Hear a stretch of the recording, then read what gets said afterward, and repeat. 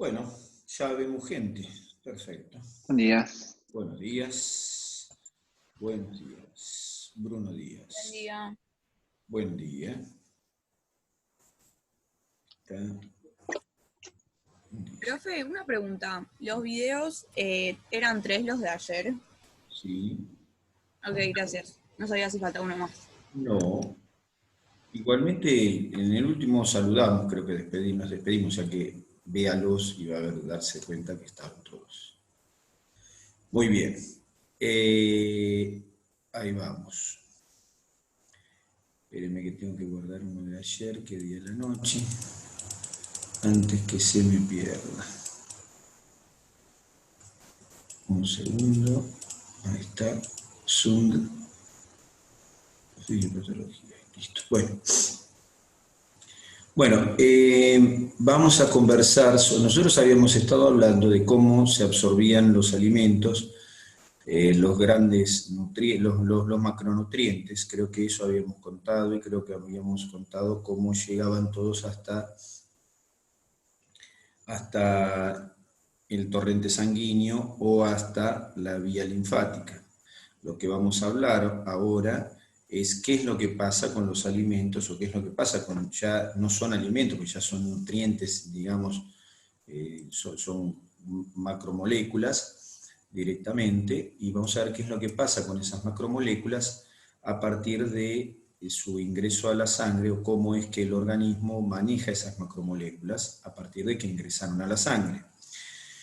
Nosotros vamos a ver eso, pero no tiene que perderse de vista nunca, y recuerden esto que les digo, recuérdenlo, no tiene que perderse de vista nunca el hecho de que siempre hay macronutrientes en el torrente sanguíneo.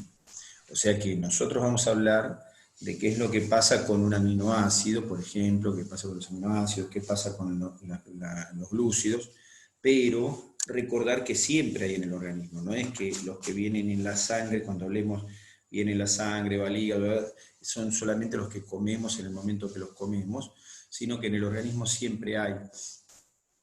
Y a todo lo que encontremos en sangre, en alguna cantidad, siempre le vamos a llamar pool, ¿no es cierto? Pool, cuando hablamos de pool, hablamos digamos, del conjunto de elementos que se encuentran, en este caso en la sangre, o del conjunto de moléculas que hayan en la sangre relacionadas con, valga la redundancia, cada molécula. Entonces cuando yo digo la glucosa, tal cosa, siempre hay glucosa en la sangre. Siempre se renueva el pool de glucosa. Después vamos a estudiar también, o ahora con el metabolismo vamos a estudiar también por qué se renueva el pool de glucosa y siempre hay.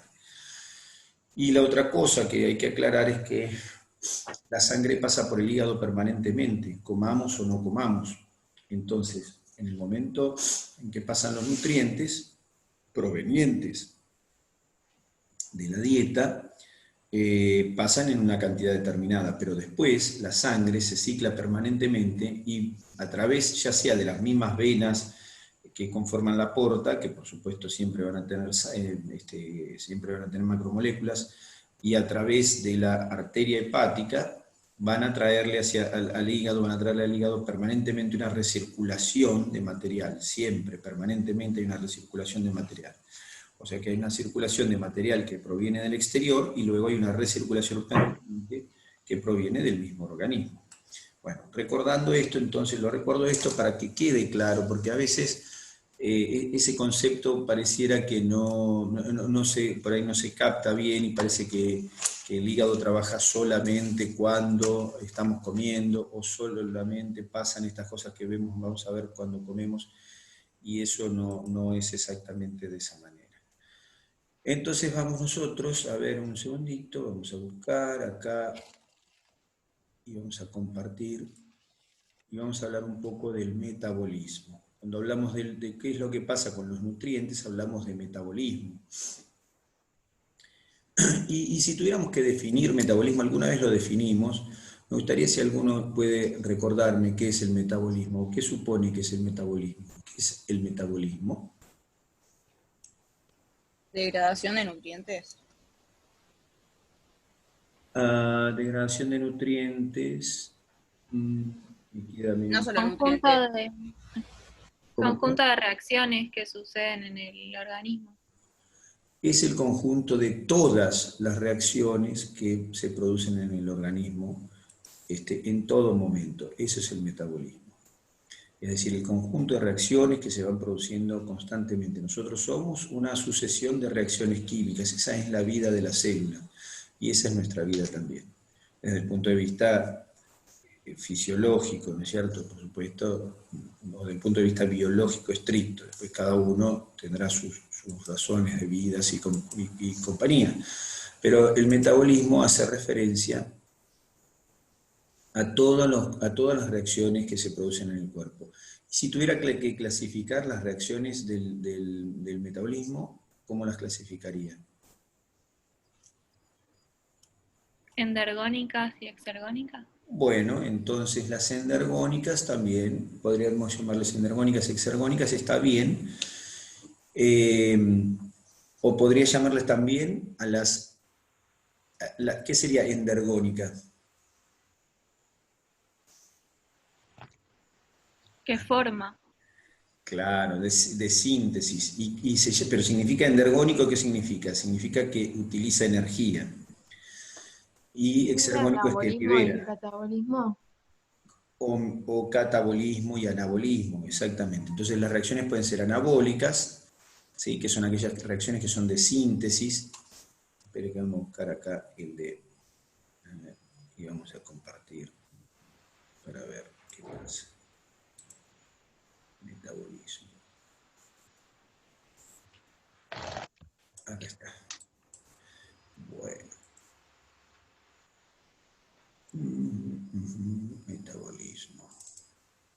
Metabolismo. Ahí está. Ahí estoy compartiendo, ¿verdad? Se ve negro. Sí, téngale paciencia. Ahora se va el negro y viene el rubio. Claro. Si quiere. Si quiere venir, porque parece que no viene nada.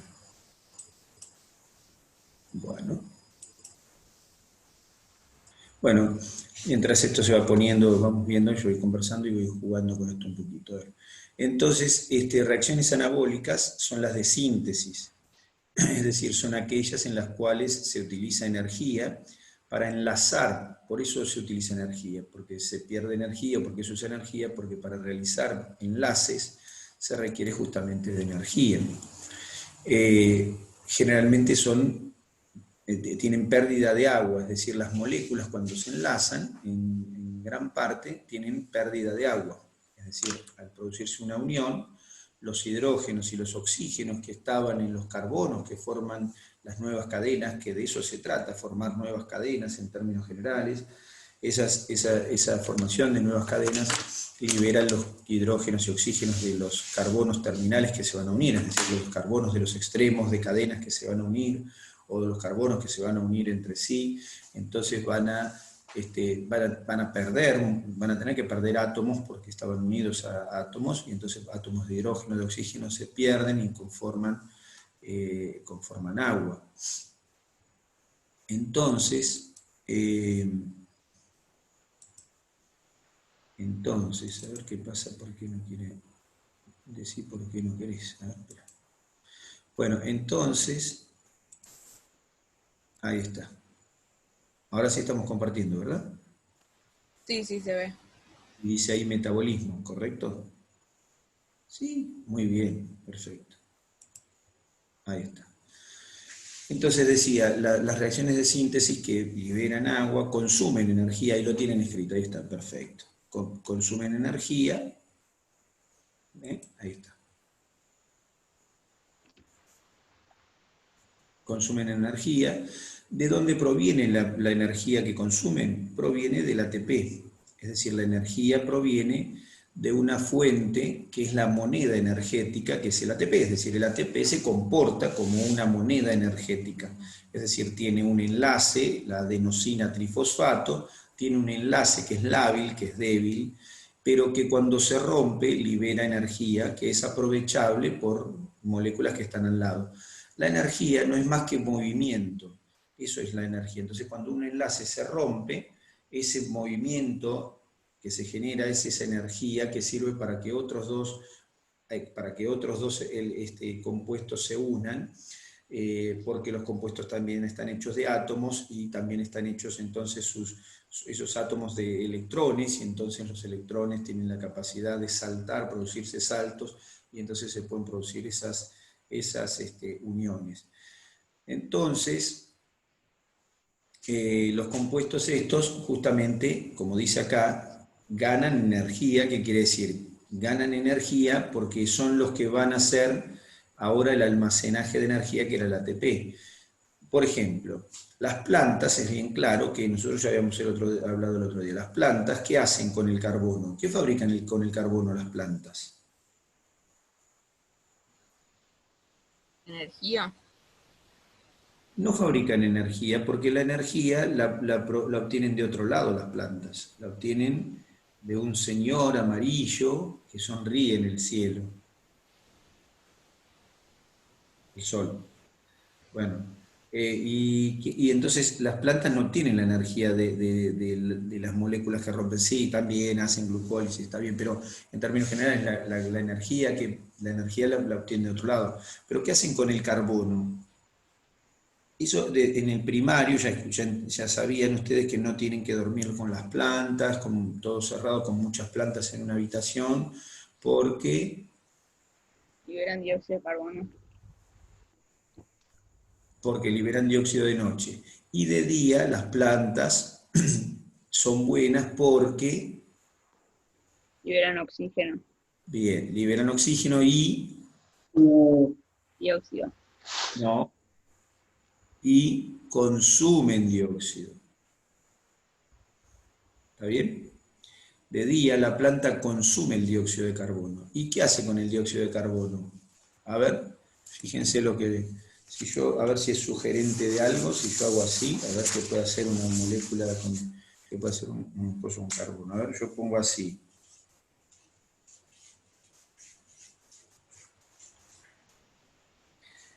Casi sugerente lo mío, miren. A ver, ¿qué va a hacer con los carbonos una planta? ¿Qué puede hacer?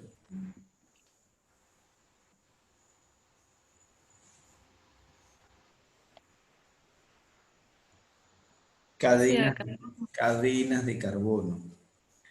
Cadenas de carbono. ¿Y las cadenas de carbono que hacen las plantas? ¿Qué cadenas de carbono hacen las plantas? ¿Cómo se llaman en forma genérica, grupal, las cadenas de carbono que hacen las plantas?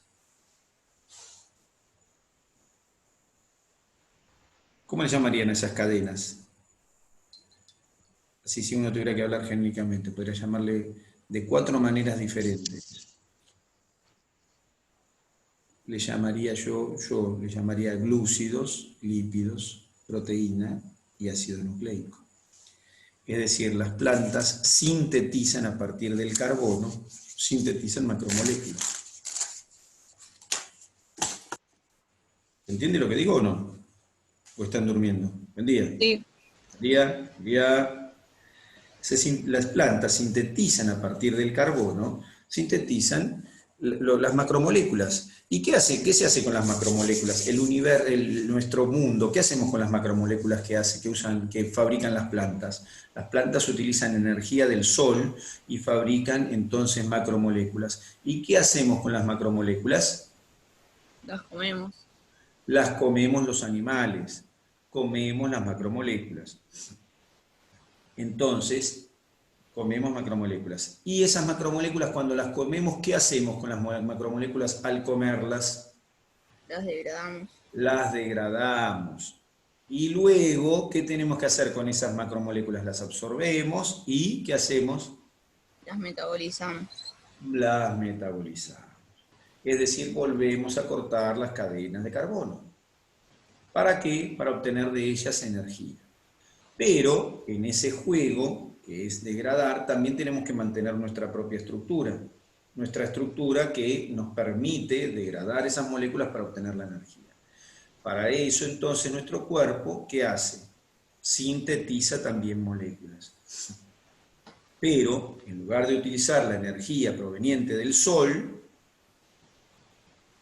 excepto aquel que sea ahora hay una corriente que se llama, ¿cómo se llaman? Los que comen el sol, bueno, no sé, hay una corriente que dice que uno puede vivir del sol sin comer. Ustedes como nutricionistas no pueden por ahora avalar esa teoría. Bueno, entonces, digo, nosotros ¿qué hacemos? Cuando no podemos utilizar la energía del sol, la energía que utilizamos es la del ATP, que previamente tuvimos que formar por ruptura de cadenas, o sea que rompemos cadenas de carbono, obtenemos energía, las utilizamos para nuestra estructura, pero además la utilizamos para guardarnos algunas moneditas de energía que se llaman ATP, o sea que lo que comemos lo degradamos y lo utilizamos para nuestra estructura, pero además lo utilizamos como fuente energética, pero no lo usamos como fuente energética directa, lo traducimos a una moneda que es el ATP, que va a estar en nuestra célula y se va a poder utilizar como fuente energética. Bueno, entonces, las reacciones anabólicas consumen ATP, es decir, el ATP se desfosforila o se produce una fosforilación inversa, como dice ahí, una fosforilación inversa o desfosforilación del ATP, y esa desfosforilación del ATP es la que produce la energía suficiente para que se enlacen moléculas. Y si no, pregúntenle a mi oso, que no es mío tampoco, es robado, no digan nada. Bueno, entonces, los compuestos que resultan, entonces, como dice ahí, ganan energía y la pierde el ATP. Siempre que hay algo que gana energía, otro la pierde. En este caso, el ATP rompe sus enlaces que liberan energía y se forman nuevos enlaces en moléculas que contienen esa energía. Si yo quiero de nuevo obtener la energía de esas moléculas, también puedo, pero las tengo que romper de vuelta. Bien, entonces el metabolismo consiste en reacciones de síntesis y en reacciones de degradación. Bueno, acá dice también, aclaramos que se producen procesos de reducción en los procesos de anabólicos, y en ellos intervienen coenzimas como el FAD, como el NAD, que se oxidan y pierden el hidrógeno que tenían. ¿Está bien? O sea, pierden el hidrógeno. Durante esos procesos, las coenzimas pierden hidrógeno, hay pérdidas de hidrógeno, y eso entonces, ahí está, es parte de la reacción anabólica. Son reacciones de síntesis. Mientras que las reacciones catabólicas son reacciones de hidrólisis, es decir, son reacciones de pérdida, son reacciones de corte. ¿Está bien? La hidrólisis es un proceso por el cual justamente a partir de agua, en este caso no necesariamente se utiliza siempre agua, pero bueno, son reacciones de corte, reacciones de separación, de ruptura de cadenas de carbono. Y en esta se produce energía, ¿sí? ¿Que sirve para qué? Sirve para producir a partir de ADP, ATP. ¿Está bien? Las reacciones catabólicas son las de corte.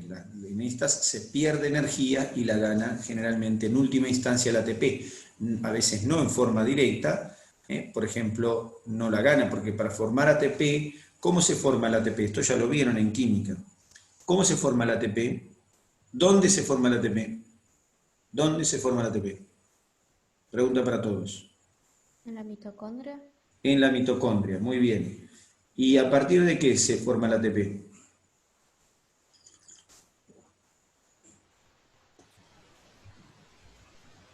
A partir de... En los diferentes ciclos. A partir de ADP y fosfato, que se unen, pero para que se unan, ¿qué se requiere? El ADP y el fosfato. Para que se una ADP con fosfato, ¿qué se requiere?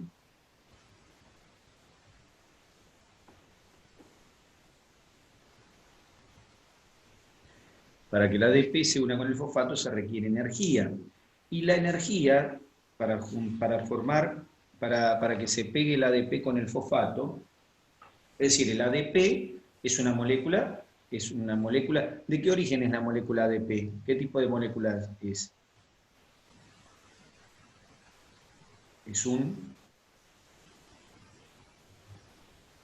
ácido nucleico, el ADP, adenosina, trifosfato, adenosina, una base nitrogenada, ¿sí? Adenosina.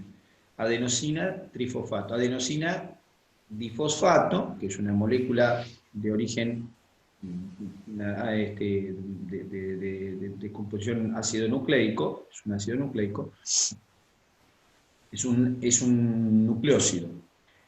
La adenosina difosfato es un nucleótido. La adenosina difosfato puede unirse a fosfato, la adenosina difosfato puede unirse a fosfato y formar el adenosina trifosfato. Eso ya lo vieron. Pero para poder hacer eso se necesita justamente una fuente energética. ¿De dónde proviene la fuente energética? De la cadena respiratoria. ¿Y en qué consiste la cadena respiratoria? Consiste la cadena respiratoria en que coenzimas como el NAD y el FAD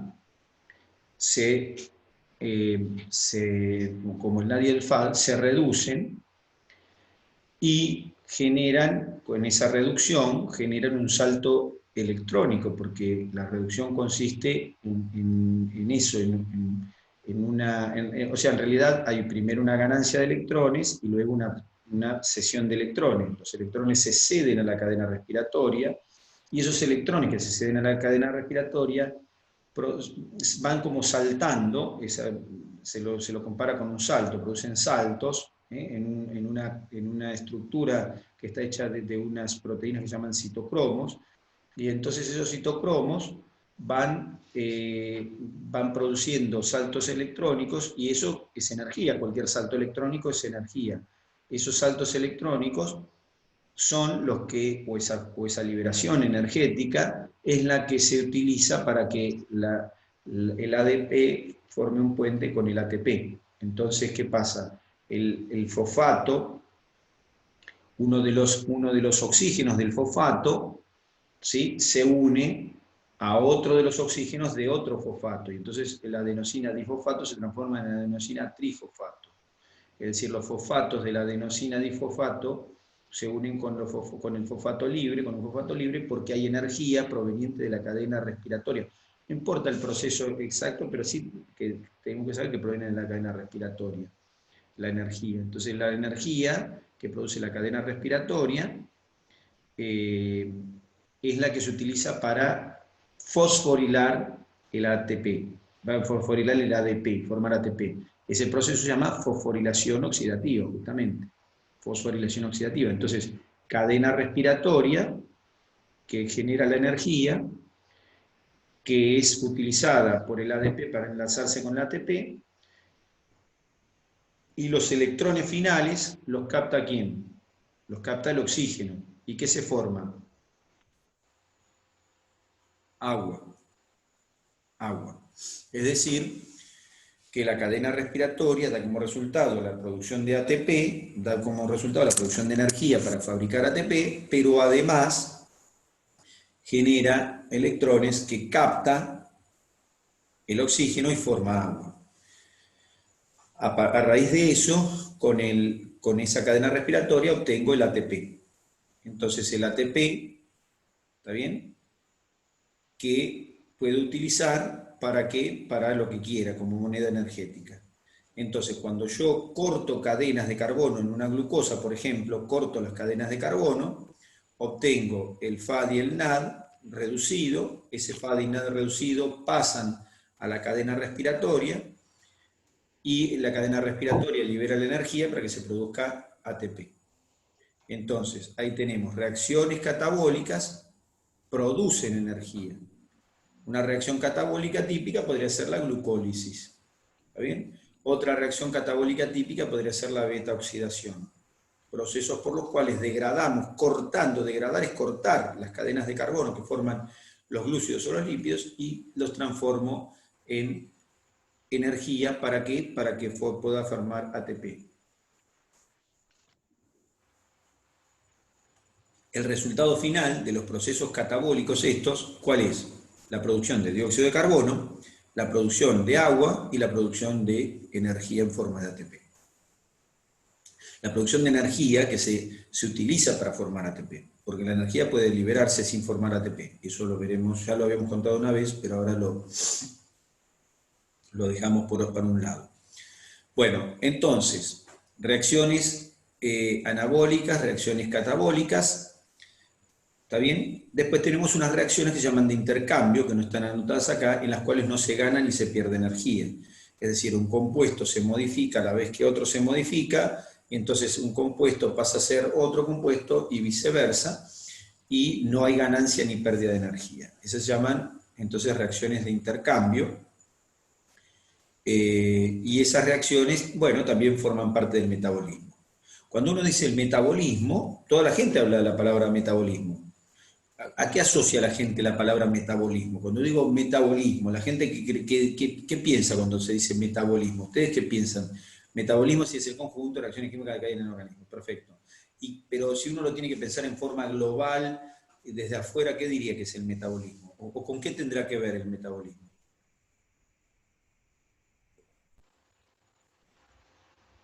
Se lo asocia habitualmente con el balance de ¿qué? De energía. Con el balance energético. Por esto que decimos, el metabolismo genera movimientos energéticos. El balance energético. Una persona, yo pregunto, si una persona come poco, ¿cómo está su metabolismo? Si le doy poco de comer a una persona, ¿cómo está su metabolismo? Lento, creo. ¿O Un déficit. Bueno, la respuesta es que no lo sé. El metabolismo de la persona va a trabajar en forma relativamente independiente de lo que yo le produzca, lo que le propongo, lo que le provea. Es decir, el metabolismo de la persona va a trabajar de una manera, permanentemente va a trabajar de forma parecida. ¿Está bien? Ahora, lo que sí va a pasar es que si una persona yo le doy poco alimento y tiene el metabolismo normal, vamos a ponerle un metabolismo normal, entonces, si le doy poco alimento, lo que va a obtener es una pérdida más que una ganancia. Va a tener una pérdida. Su metabolismo le va a generar una pérdida energética que se va a traducir en pérdida de masa, y entonces vamos a ver que la persona pierde peso. ¿Está bien? Pero ese metabolismo sigue siendo el mismo. Ahora, lo mismo si le doy más comida, si le doy más alimento, el metabolismo sigue siendo el mismo. Ahora, distinto es si a una persona yo la hago hacer alguna actividad. ¿Qué pasa con el metabolismo de una persona que sale a correr?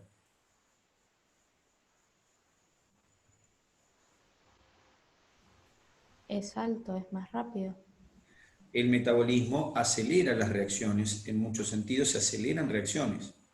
Entonces, el metabolismo trabaja aumentado, decimos, y eso ¿qué hace? Mueve el consumo energético, digamos, mueve a consumo. ¿Está bien? Mueve a consumo. Pero acá el consumo, que también si yo no le aporto energía, si yo a esa persona no le aporto energía, el consumo que no tiene aporte también se traduce en pérdida de masa, pérdida de peso. ¿Está bien? O sea que el metabolismo es el conjunto de reacciones de ese movimiento energético. No está relacionado exactamente con lo que comemos o no. Por eso a veces la gente dice, sí, bueno, pero yo tengo el metabolismo disminuido, por eso aumento de peso. Como una lechuga y aumento de peso, dice la gente, ¿no es cierto? Porque mi metabolismo, es muy común que lo escuchen esto. De hecho, probablemente ustedes mismos lo han dicho, no es que yo estoy diciendo una cosa rara. Entonces, dicen, no, porque mi metabolismo es más bajo que el del resto de la gente, por eso yo como menos y aumento de peso. Bueno, puede ser que sea así, puede ser que sea así. Pero, entonces la teoría para esa persona, ¿cuál es? Disminuya lo que come. Entonces el balance energético, que su cuerpo no lo puede hacer o lo hace diferente, lo complementamos con una disminución de la ingesta. O sea que metabolismo es simplemente las reacciones químicas que se producen. El metabolismo depende de muchas cosas, no es una cuestión mágica, depende de muchas circunstancias. y hay una regulación del metabolismo por parte de nuestro organismo. Existen hormonas que regulan nuestro metabolismo, regulan nuestros movimientos energéticos. No una, hay muchas hormonas que están destinadas a regular nuestro movimiento energético, a regular las reacciones que se producen en nuestro cuerpo. Hay muchas hormonas que hacen eso. Entonces, regular las hormonas de nuestro cuerpo, todas no podemos. Algunas podemos, otras más o menos, otras no. Pero regular nuestras hormonas es complicado, pero sí podemos regular la cantidad de aporte que le hacemos al organismo. Bueno, conclusión, existe un metabolismo que es el movimiento, es el conjunto de reacciones químicas y que se traduce ese metabolismo en movimiento energético. Existe un metabolismo que se llama metabolismo de base o metabolismo basal. ¿A qué le podremos llamar al metabolismo basal? ¿Qué sería, cuál momento del día sería el más parecido al del metabolismo basal? Cuando dormimos. Cuando dormimos. Cuando Profe, dormimos, sí. perdón, una pregunta. Por ejemplo, una persona que tiene tiroides, ¿eso sí afecta a su metabolismo? Tiroides tenemos todos porque es una glándula. Sí, pero afectado. Usted lo que quiere decir es una tiroides que no fabrica hormona tiroide en forma adecuada, ya sea en más o en menos. No sé cuál de las dos opciones, pero de todas maneras no importa. Sí, indudablemente la hormona tiroidea es una hormona que modifica el metabolismo. Es una muy importante, por supuesto. Pero hay otras hormonas que modifican el metabolismo. La hormona de crecimiento modifica el metabolismo. La insulina modifica el metabolismo. El glucagón modifica el metabolismo, etc. O sea que vos me decís, una persona que tiene alterada la secreción de hormona tiroidea, ¿tiene alterado su metabolismo? Desde ya que sí. Lo mismo que una persona que tiene alterada la secreción de insulina, de glucagón, de hormona de crecimiento, de catecolaminas, etc. O sea que no es la única hormona. ¿Se entiende? Por eso Sí.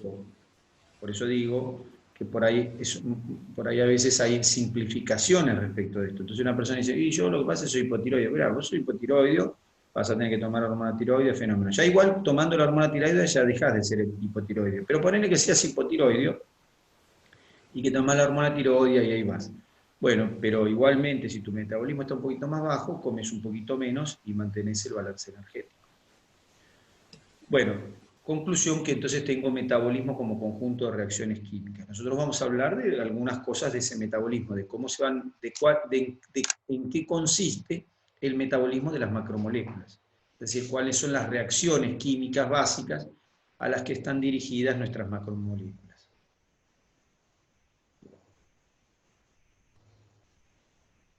Tomo mi café antes que se enfríe, porque si no después no tiene ni gracia. Bueno, entonces ahí tengo reacciones, las reacciones químicas como conjunto a las que llamamos metabolismo. Bien. Entonces vamos un poquito a hablar del metabolismo de las macromoléculas. Y ahí tenemos los glúcidos, hablamos del metabolismo de los glúcidos. Nosotros la glucosa la metemos dentro de nuestro cuerpo, comemos, entra a nuestro cuerpo degradada, entra como glucosa, como molécula de glucosa. Es decir, pasa con un transportador dentro del enterocito y luego pasa al intersticio y de ahí al plasma. Y va a parar, ¿dónde? Va a parar como primera medida al hígado, pero puede ir a cualquier célula del cuerpo. ¿Está bien? En cualquier célula del cuerpo, ¿qué se hace con la glucosa? Se la transporta adentro. ¿Está bien? Ingresa a la célula. ¿Cómo ingresa a la célula una glucosa? Bueno, la glucosa para ingresar a la célula necesita un transportador que llaman los transportadores GLUT. Es un transportador especial que se llama transportador GLUT, GLUT. Existen transportadores GLUT diversos, pero existe un transportador GLUT especial que no funciona si no hay insulina. Ese transportador se llama GLUT4. GLUT4. Entonces, la glucosa para poder entrar a las células necesita un transportador de tipo GLUT. Hay células que tienen solo transportadores de tipo GLUT4. Ese transportador de GLUT4, para poder funcionar, requiere de insulina. Las células que tienen transportadores de tipo GLUT4 se llaman insulino dependientes. ¿Por qué? Porque requieren de insulina para que el transportador GLUT funcione, para que puedan captar la glucosa de la sangre. Entonces tenemos células que son insulino dependientes. Luego tenemos células que no tienen transportadores GLUT4, tienen transportadores GLUT2. Esas células, como no tienen transportadores GLUT4, pueden transportar la glucosa desde la sangre hacia adentro de ellas sin necesidad de la insulina. Esas células se llaman insulino independientes. Por último, Profe, sí, ¿y no estaba también el transportador de sodio dependiente? no, ese transportador, que en realidad es un cotransporte asociado al sodio, ese transportador no es de tipo GLUT4 y ese transportador se encuentra en la membrana del enterocito para pasar la glucosa desde la luz del intestino hacia la célula intestinal. Solo ahí entonces funciona. Ese transportador funciona ahí. Hay otros lugares, pero ahí en el riñón, pero no en las células en el organismo en general. Las células del organismo en general tienen transportadores GLUT2 o GLUT4 que lo que hacen es las GLUT2, los transportadores GLUT2 meten glucosa dentro de la célula, ¿está bien? En presencia de insulina, los GLUT4. En cambio, los GLUT2 pueden meter glucosa dentro de la célula sin necesidad de insulina. Los del enterocito son transportadores que son dependientes, son diferentes. Un transportador dependiente de sodio, porque es un transporte acoplado a sodio. En cambio, en las células no se necesita sodio. El transporte no es un transporte acoplado a sodio. Es un transporte de difusión, pero que en el caso de los GLUT4 es un transporte dependiente de glucosa, de insulina, porque hace falta insulina. Ahora les explico por qué. Pero, por ahora entonces tengo que hay células insulino dependientes, que son aquellas que requieren insulina para que su transportador pase la glucosa adentro, y hay células insulino independientes que no necesitan ninguna insulina y la glucosa les puede pasar adentro. Ejemplos, bueno, ejemplos de células que son insulino independientes, hay muchos menos que las dependientes. Entonces, las insulino independientes son el cerebro, la neurona, excepto un grupo de neuronas que después vamos a ver. Las neuronas son insulino independientes, porque la glucosa entra con o sin insulina en el plasma. Las células del miocardio son insulino independientes. Los glóbulos rojos son insulino independientes. Es decir, estas son células que no necesitan que haya insulina en la sangre para poder captar la glucosa. El hígado es insulino independiente. ¿Está bien? Entonces, el páncreas es insulino independiente. Es decir, hay una serie de órganos que son insulino independientes. El resto del organismo es insulino dependiente. Es decir, que se necesita insulina para que pueda ser captada la glucosa. El músculo esquelético, todo el que forma nuestro cuerpo, el músculo esquelético tiene una característica especial. Es insulino dependiente cuando está en reposo. Pero cuando el músculo está trabajando, insulino dependiente, ¿no es cierto? Es insulino dependiente cuando está en reposo. O sea que, por ejemplo, ahora en este momento mi músculo necesita insulina para captar glucosa. Pero cuando hacemos ejercicio, cuando hacemos actividad, cuando el músculo está contrayéndose, el músculo